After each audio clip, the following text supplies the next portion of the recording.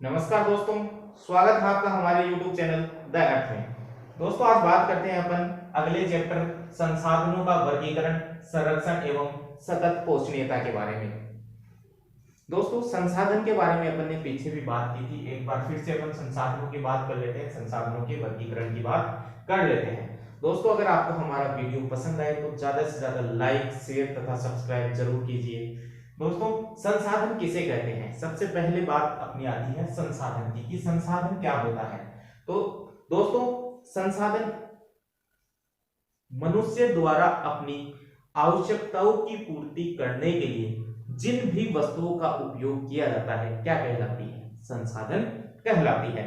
यानी मनुष्य अपने दैनिक जीवन में जिन भी वस्तुओं का उपयोग करता है वे सभी वस्तुएं क्या होती है? संसाधन होती है।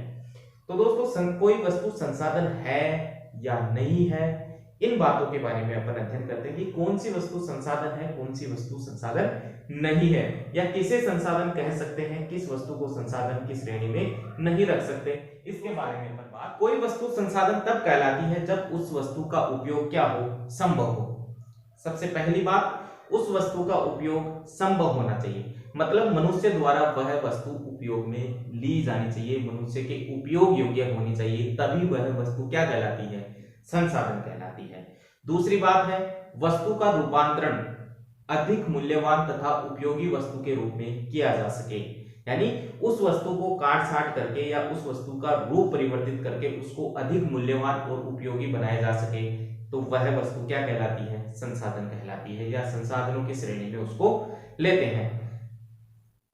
वह वस्तु जिससे निश्चित उद्देश्यों की पूर्ति करने की क्या हो? क्षमता हो, मतलब उस वस्तु के अंतर्गत निश्चित उद्देश्यों की पूर्ति करने की क्षमता भी होनी जरूरी है।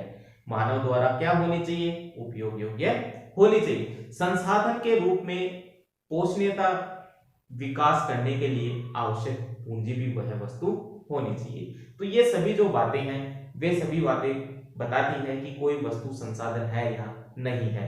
दोस्तों यह प्राकृतिक और मानवीय संपदाएं होती है। कौन? संसाधन क्या होती है? प्राकृतिक और मानवीय संपदाएं होती है, जिसका उपयोग मानव अपनी विभिन्न आवश्यकताओं की पूर्ति के लिए करता है। मानव जीवन की प्रगति, विकास तथा अस्तित्व संसाधनों पर ही क्या करता है? निर्भर करता है। अब बात करते हैं संसाधनों के वर्गीकरण की।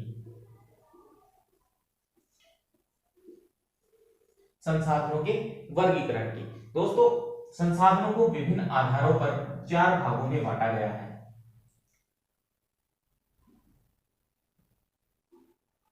विभिन्न आधारों पर 4 भागों में बांटा गया है। पहला है उत्पत्ति के आधार पर।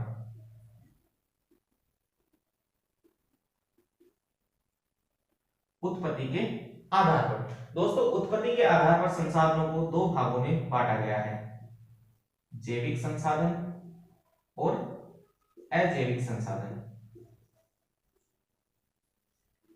उत्पत्ति के आधार पर संसाधनों को अपन ने बांट दिया 2 भागों में। अब बात करते हैं दूसरा आधार, उद्देश्य के आधार पर।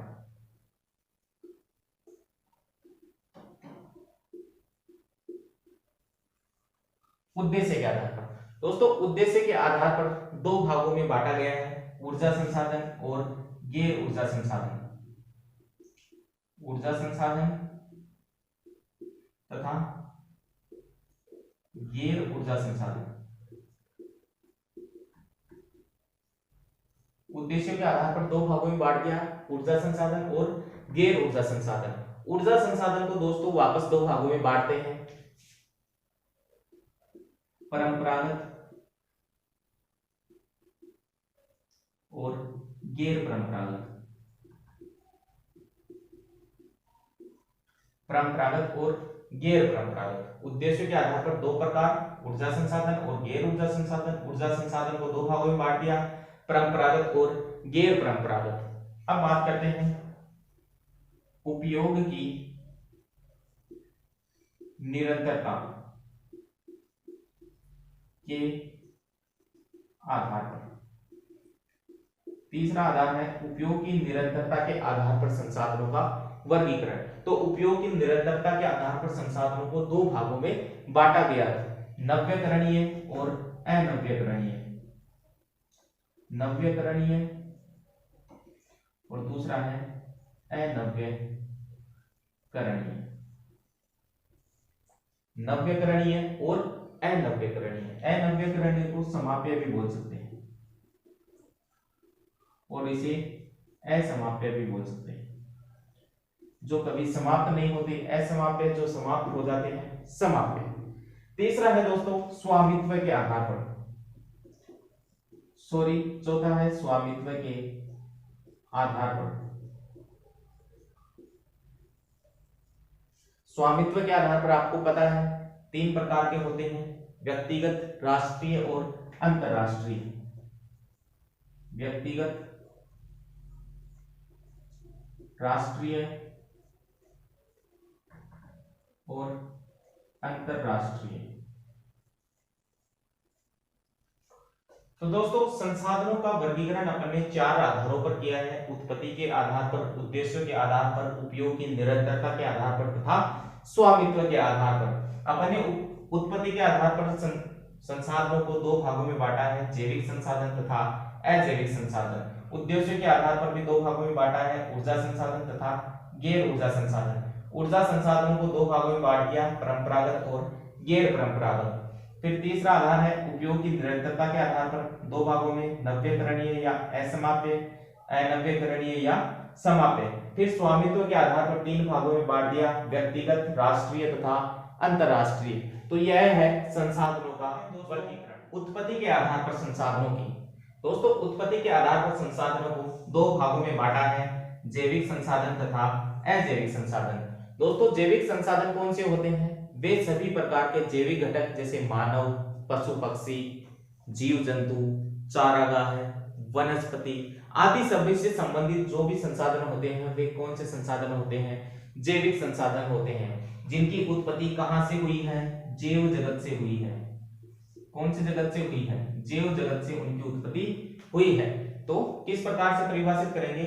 जैविक संसाधन जैविक घटकों जैसे मानव, पशु पक्षी, जीव जंतु, वनस्पति आदि से क्या होते हैं? संबंधित संसाधन होते हैं, जिनकी उत्पत्ति जैव जगत से होती है। क्या कहलाते हैं? जैविक संसाधन कहलाते हैं। फिर बात करें अजैविक संसाधनों की, तो दोस्तों वे संसाधन जो निर्जीव वस्तुओं से बने होते हैं। किससे बने होते हैं? निर्जीव वस्तुओं से बने होते हैं। निर्जीव वस्तुओं से बने होते हैं, क्या कहलाते हैं? अजैविक संसाधन कहलाते हैं।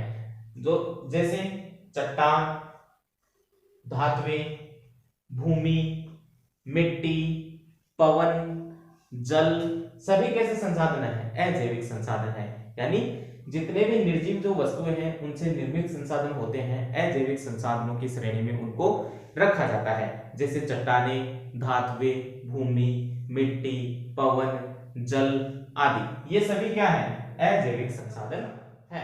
ऊर्जा संसाधन वे संसाधन होते हैं जिनके उपयोग से क्या प्राप्त होती हो? ऊर्जा या ऊष्मा की प्राप्ति होती हो। ऐसे संसाधन जिनके उपयोग से ऊर्जा या ऊष्मा की प्राप्ति होती हो क्या कहलाते हैं? ऊर्जा संसाधन कहलाते हैं। जैसे कोयला, पेट्रोल, परमाणु ऊर्जा, सौर ऊर्जा, पवन ऊर्जा, भूतापीय ऊर्जा, परमाणुीय ऊर्जा, ये सभी क्या है? ऊर्जा संसाधन है। ऊर्जा संसाधनों को अपन ने 2 भागों में बांटा है, परंपरागत तथा गैर परंपरागत। दोस्तों परंपरागत संसाधन वे होते हैं जिन संसाधनों का उपयोग है वह प्राचीन काल से होता आ रहा है, वे परंपरागत ऊर्जा के स्रोत कहलाते हैं या संसाधन कहलाते हैं। जैसे कोयला, पेट्रोल, जल विद्युत। कोयला, पेट्रोल और जल विद्युत ऐसे संसाधन जो परंपरा से उपयोग में लिए जा रहे हैं, कोयला, पेट्रोल और जल विद्युत। अब बात करें गैर परंपरागत संसाधनों की। गैर परंपरागत जो संसाधन है दोस्तों, इन संसाधनों का उपयोग अभी अभी मतलब नए दौर में किया गया है, शुरू किया गया है। जैसे सौर ऊर्जा, पवन ऊर्जा, भूतापीय ऊर्जा। कौन कौन से? सौर ऊर्जा, याद रखना इनको, सौर ऊर्जा,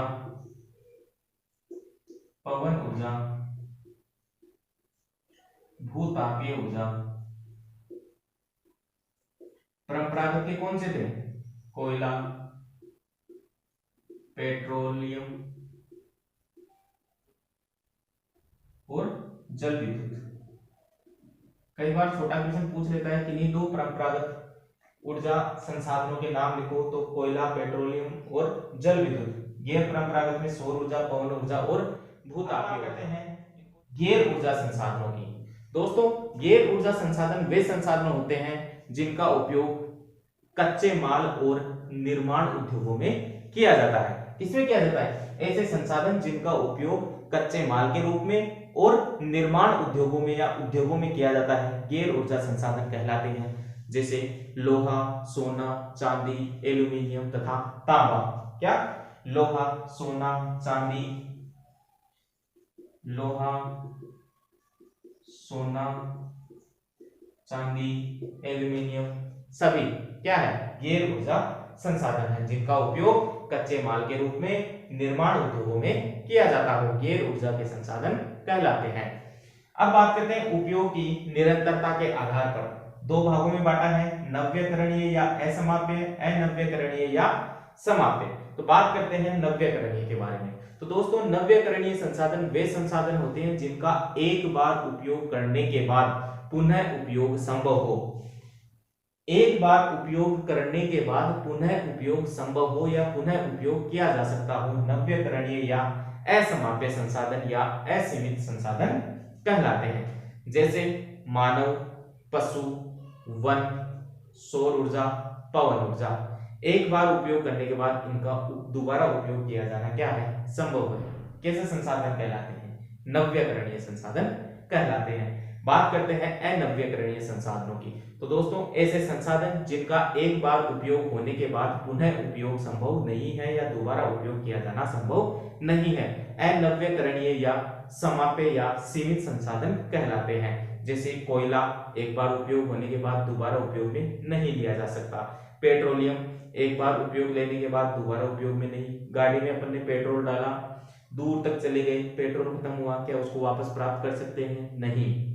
तो ऐसे संसाधन जिनका एक बार उपयोग करने के बाद पुनः उपयोग संभव नहीं है, वे अनव्यकरणीय या समाप्य या सीमित संसाधन कहलाते हैं। जैसे कोयला, पेट्रोलियम और जल।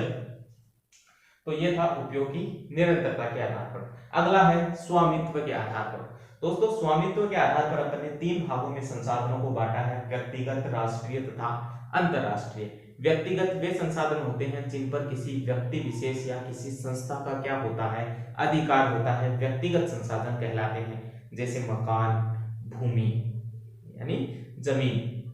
दूसरा है राष्ट्रीय संसाधन। ऐसे संसाधन जिन संसाधनों पर पूरे राष्ट्र का क्या होता है? अधिकार होता है।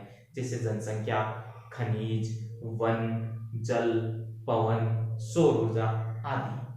फिर है अंतरराष्ट्रीय संसाधन।